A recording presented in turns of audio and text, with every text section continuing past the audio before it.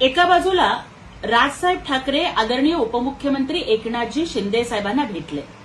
यामुळं उद्धव ठाकरेंच्या एवढं पोटात दुखलं की स्वीकृत नगरसेवक पदासाठी मनसेचं एक नाव तरी विचारात घ्यावं ही आपल्या भावाची विनंती धुडकावून त्यांनी गरज सरो पण वैद्य मरो अशीच भूमिका घेतलेली आहे.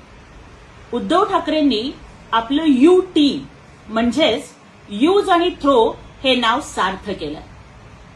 खरं तर उद्धवजी, तुम्ही खूप लवकर विसरलात की मुंबई महापालिका निवडणुकीमध्ये जर मनसे आणि राजसाहेब तुमच्या सोबत आले नसते ना, तर मुंबई महापालिकेत तुमचं नामोनिशाण सुद्धा उरलं नसतं.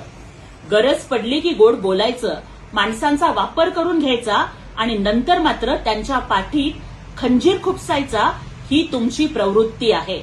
आणि आज सगळा महाराष्ट्र तुम्हाला हाच प्रश्न विचारतोय की जो आपल्या भावाचा झाला नाही तो गावाचा काय होणार.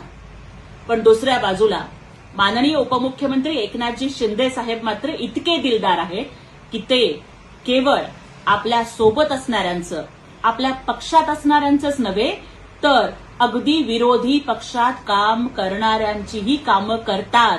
आणि त्यामुळेच महाराष्ट्राच्या जनतेनं त्यांना लोकनेता, लोकनाथ म्हणून स्वीकारलंय.